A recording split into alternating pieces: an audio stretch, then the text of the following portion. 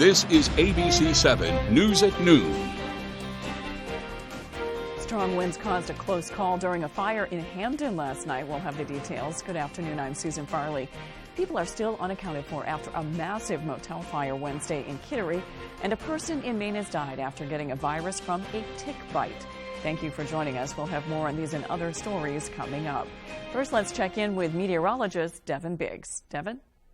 Hey Susan, happy Thursday afternoon. Your first weather forecast brought to you by Lou G and Fredericks across from Eastern Maine Medical Center, serving the greater Bangor area for over 65 years. Alrighty, here we go. The advisories have been allowed to expire. We're looking pretty good out there. Hardly anything on the radar and satellites, so we're going to see a lot of sunshine for today. You might notice a few passing clouds from time to time, but high pressure is right overhead here, so it's going to keep us nice for at least a few days, but chances for precipitation don't move in until we head toward the weekend. So otherwise, no futurecast for today. A beautiful day with a lot of sunshine. Notice a few clouds approaching later on tonight and parts of tomorrow morning, but nothing to get too worried about. Otherwise, though, some wind to watch out for as well. Mainly kind of switching directions at times as well at around 5 to 10 miles per hour, but they'll start to pick up even more, close to 20 miles per hour as we head towards Friday afternoon into the evening time frame. So for today, lower 60s, mostly sunny and breezy out there. The northwest wind getting up to about 25 miles per hour. By tonight, mid-30s on the way, partly cloudy. And south breeze getting up to about 5 to 10 miles per hour.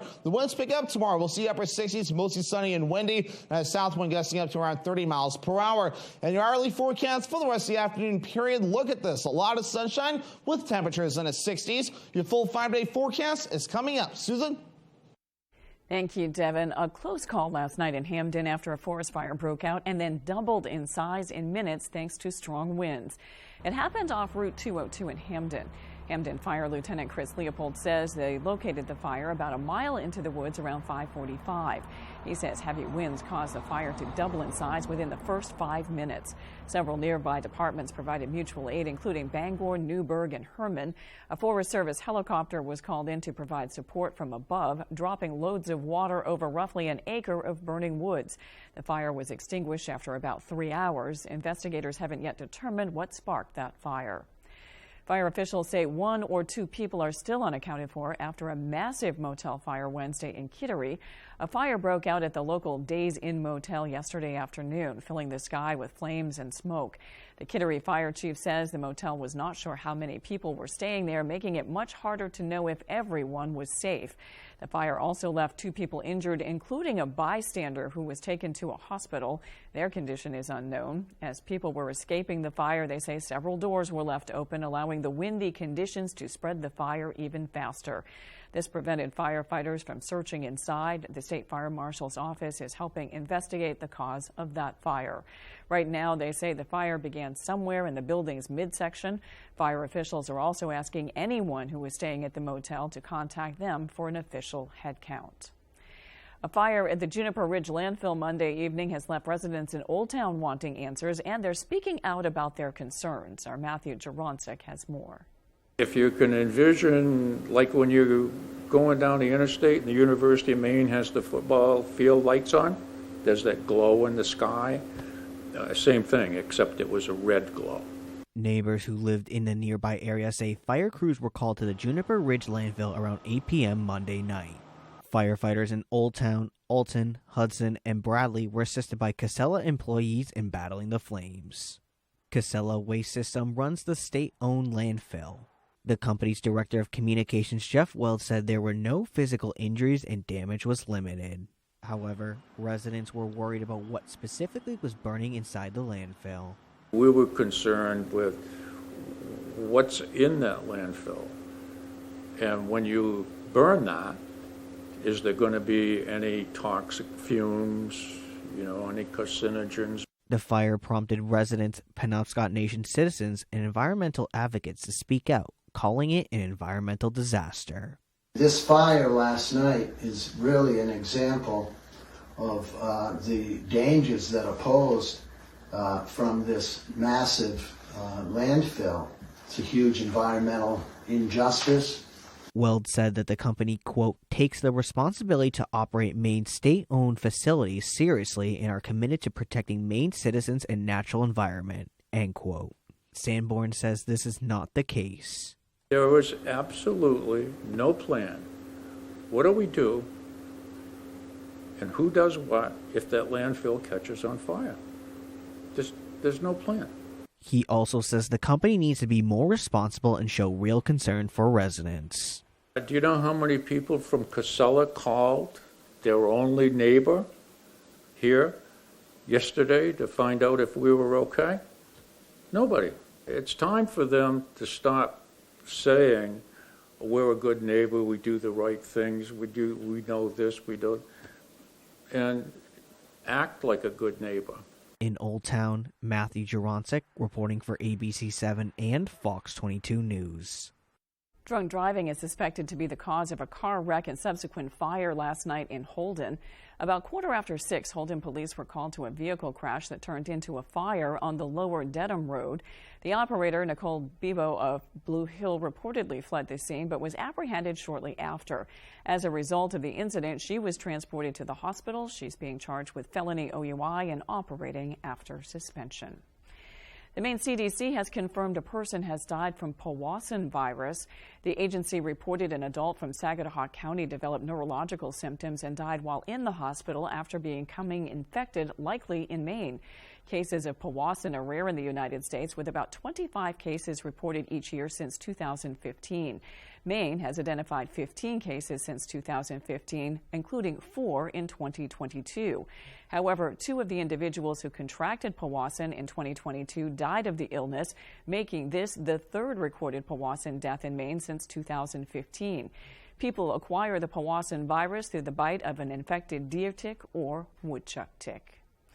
The construction of a 145-mile transmission line in Maine will be allowed to resume now that the state has removed a suspension order on the project.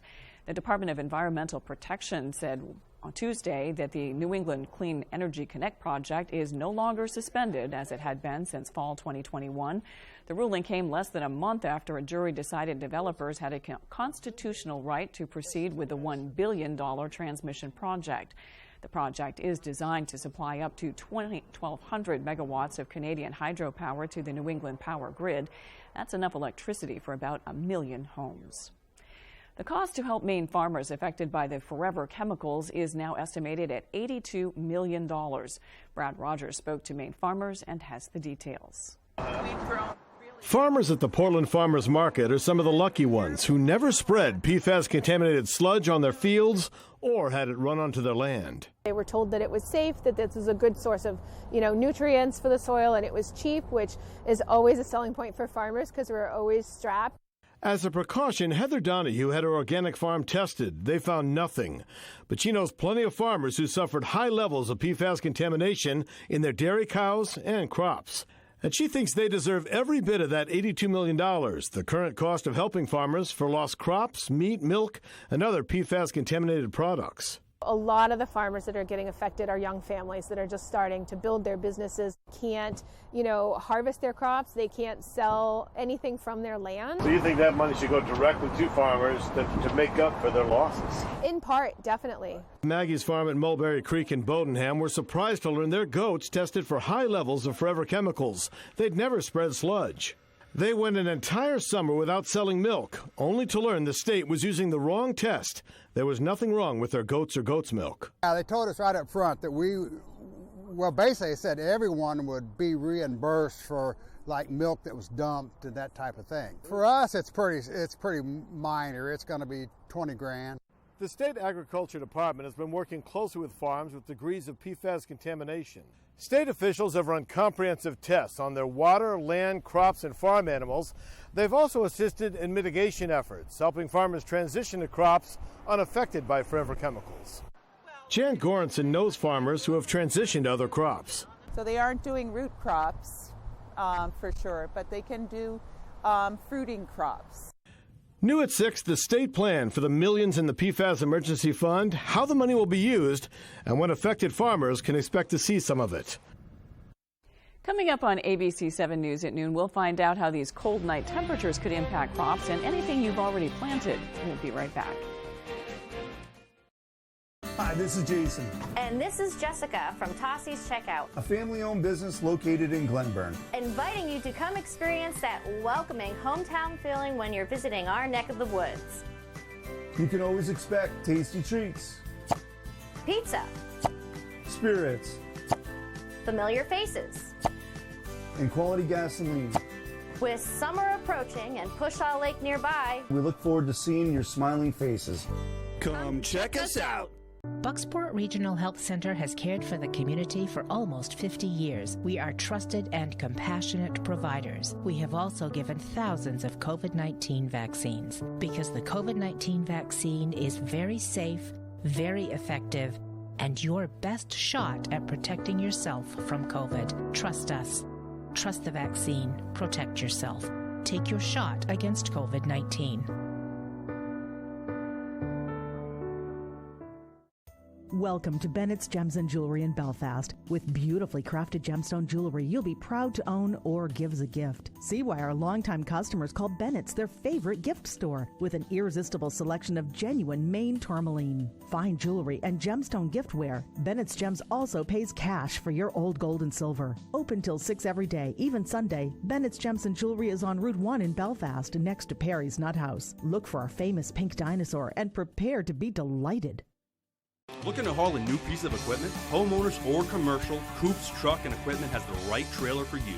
Coops is the largest dealer of truck flatbeds and hauler bodies in the state and can replace any old rusty bed or outfit any new truck. Our full service facility can modify all truck and trailers with steel and aluminum fabricators on duty. We are your go-to place for CM truck bodies, H&H trailers, and load trail trailers. For trailers, truck bodies, truck outfitting, and more, it's Coops. Make this summer the summer of more fun and less worry with replacement windows from Renewal by Andersen. Now is the perfect time to call because we're having a Memorial Day sale with incredible savings on the most trusted family of window and patio door brands in America. Call for your free window diagnosis and begin your Renewal by Andersen signature service experience. A unique start-to-finish home improvement solution, skillfully guided by Renewal by Andersen professionals. We're the best at window replacement because it's the only thing we do. Renewal by Andersen, the better way to a better window. You're watching ABC 7 Bangor.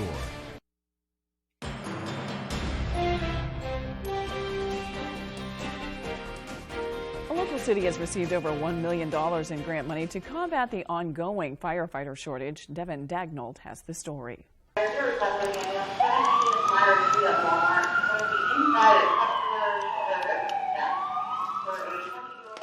The City of Ellsworth has received a $1.2 million grant from the Federal Emergency Management Agency in the hopes that the money will help counter the current firefighter shortage. So this grant is a 4-year grant, and like I said, it's designed for the recruitment and retention of volunteers. Its goal is to infuse up to 80 volunteers into the system over 4 years. According to Ellsworth Fire Chief Scott Guillereau, the Staffing for Adequate Fire and Emergency Response, or SAFER grant for short, will be used in 2 ways. One application of the grant is the recruitment side.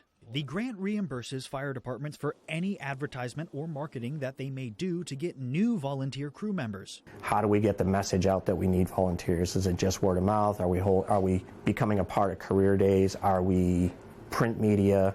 The other application is the retainment side. Once volunteers are on board, the same grant money can be used for their training and safety gear. As far as the volunteers that are already part of the crew, the grant money can also be used to further their training and pay for some of their education while working with the fire department. It's meant to aggressively recruit, but it is also meant to hold and sustain the ones that are already here. Ellsworth isn't the only fire station to benefit from the SAFER grant. 6 stations in the Ellsworth area, including Orland, Dedham, Hancock, Mariahville, Trenton, and Lemoyne, all have access to the $1 million grant. Well, I think this helps them out a lot operationally. Most of the departments around us don't have the budget that the City of Ellsworth does, so the current budgets that they have going through approval processes now won't be adversely affected by new firefighters coming on board because that money's going to come back to them. In Ellsworth, Devin Dagnall, ABC 7 and Fox 22 News. It could be a 1-2 punch for fruit crops in Maine. That deep freeze in February already means that many peach trees may not produce this year.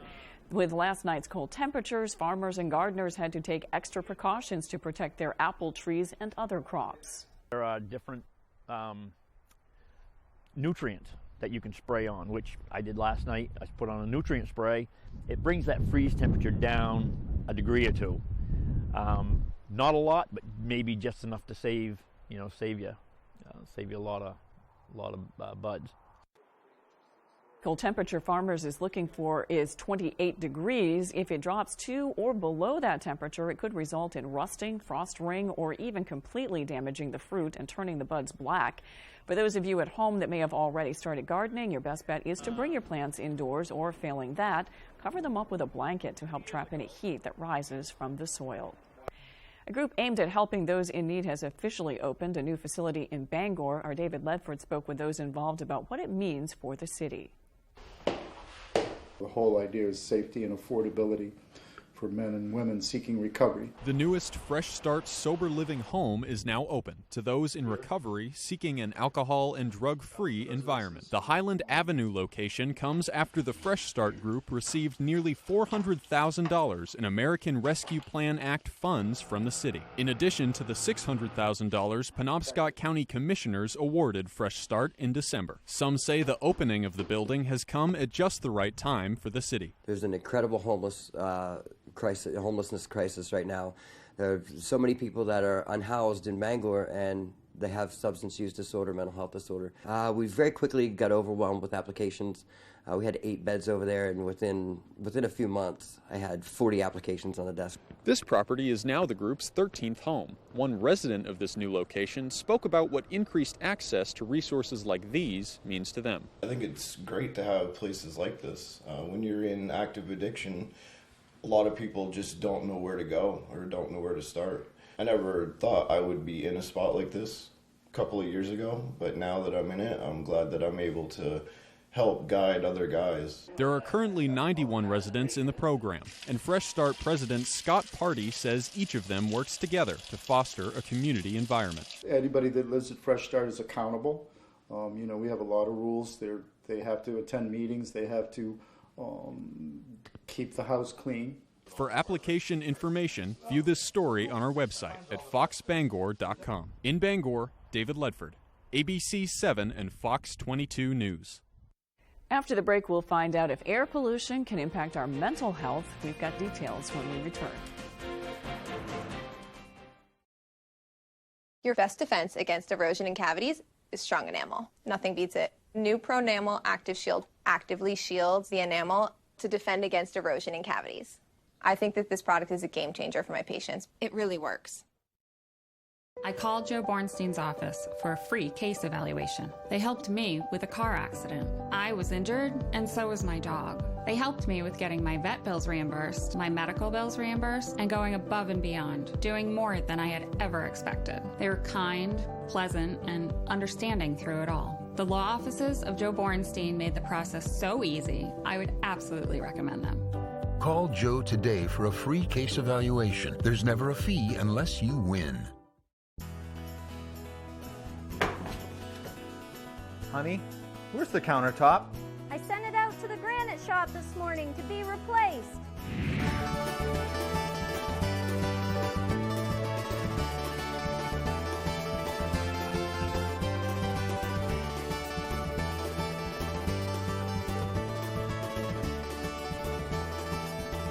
Wow.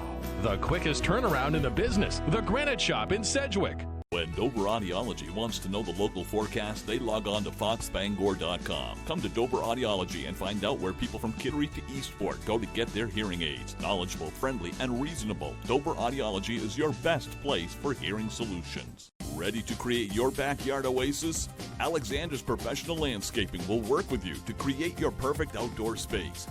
Work one-on-one with our landscape designer to create a unique garden to fit your family's personal aesthetics and lifestyle. Have our pros install your new lawn, deck, or patio. Schedule a consultation today by calling 573-4497. Alexander's Professional Landscaping, the way landscaping should be. Pepper's Landing is the definition of authentic Maine dining. Named in honor of our grandfather, the primary focus at Pepper's Landing is offering a variety of fresh, locally harvested seafood to all. We take pride in our quality and selection, but it doesn't end with just seafood. We also offer delicious selections of burgers, pasta, steaks, and more.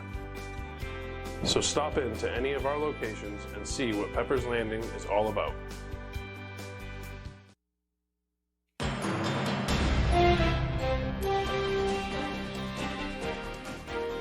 overseas now to Japan, where President Biden is on a high-stakes trip meeting with American allies. At home, the country is heading toward a default, forcing the president to return home early to negotiate with the Republicans. ABC's Terry Morin has the latest.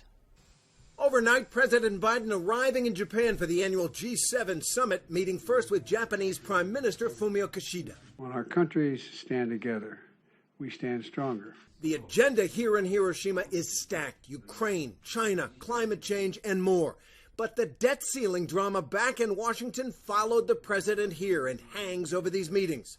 Before he left, Biden tried to reassure the country and the world. I'm confident that we'll get the agreement on the budget, that America will not default. For months, Biden insisted he would not negotiate over the debt ceiling, accusing Republicans of holding the economy hostage to get their way on spending cuts. But with the clock ticking, Biden changed his tune, and the outlines of a deal are emerging. Republicans would agree to raise the debt limit for 1 year in exchange for spending cuts or caps on spending, clawing back some unspent COVID funds, and tougher work requirements for some federal aid programs for poorer Americans. Those proposed work requirements for people receiving food aid, assistance to families with young children, and Medicaid have ignited fierce opposition from many Democrats. But Biden has said he's open to these ideas while trying to downplay the whole issue. I'm not going to accept any work requirements that's going to impact on medical health needs of people, but it's possible there could be a few others, but not anything of any consequence. Asked about that comment, House Speaker and Republicans, citing Biden's support years ago for similar measures, laughed at the president. Anything that has consequence. This is a senator who voted for work requirements. We know air pollution is bad for our bodies, but what about our minds? A recent study finds pollution may be making us more depressed and anxious. With more, here's ABC's Justin Finch.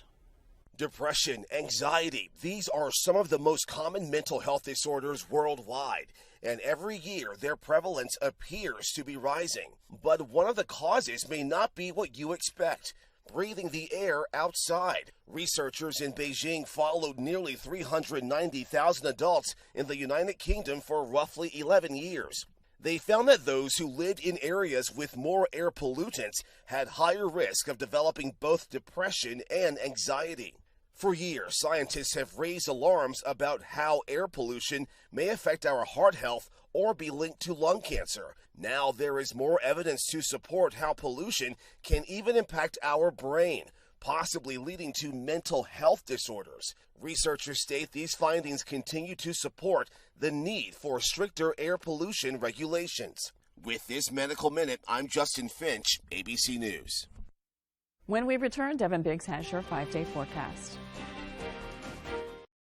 Do you struggle with occasional nerve aches in your hands or feet? Try Nervive Nerve Relief from the world's #1 nerve care company. Nervive contains ALA to relieve nerve aches and B-complex vitamins to fortify healthy nerves. Try Nervive and try Nervive Pain Relieving Roll-On. Hi, I use Febreze Fade Defy Plug. And I use this. Febreze has a microchip to control scent release, so it smells first day fresh for 50 days. 50 days? And its refill reminder light means I'll never miss a day of freshness. Febreze Plug. Jamar Construction Products in Bangor continues to grow to meet our customers' needs, supplying products for site work contractors, concrete contractors, and survey and safety supplies. We are proud to be the local dealer for Hilti, Valley Blades, U.S. Fabrics, and Euclid Chemical, plus so much more. Stop by and see us at 1270 Hammond Street or give us a call at 907-4491. If you dig it, pour it, plow it, fasten it, lay it, or lift it, Jamar Construction Products can help you. On the Road, broadcasting the news at 6, live from Belfast, is sponsored by Home Supply Center, a hardware and houseware store in the heart of downtown Belfast. We are the problem solvers. Stop in or call today. Benolio, a mainstay olive oil, balsamic vinegar, and specialty provisions shop lodged in charming downtown Belfast. The Blue Alpaca Ranch and Store. Visit us for a free ranch tour to meet the alpacas or stop in our store downtown on Main Street in Belfast.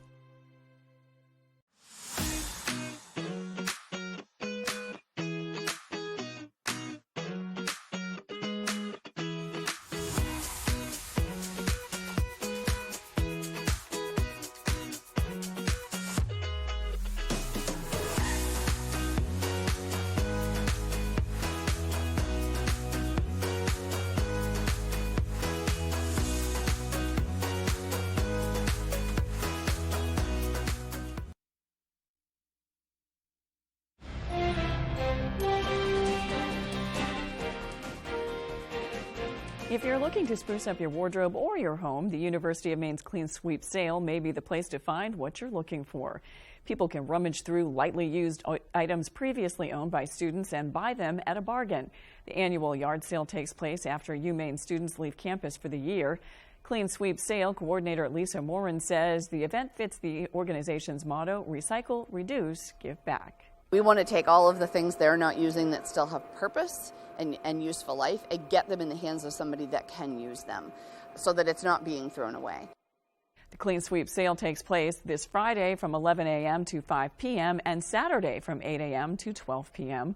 Warren says the money raised from the event will go towards the university's food pantry as well as a student-run mentor and tutor program which supports young children in the community. It was a little nippy walking the dogs this morning. Let's check the full forecast with Devin Biggs to see when spring temperatures actually return. Devin?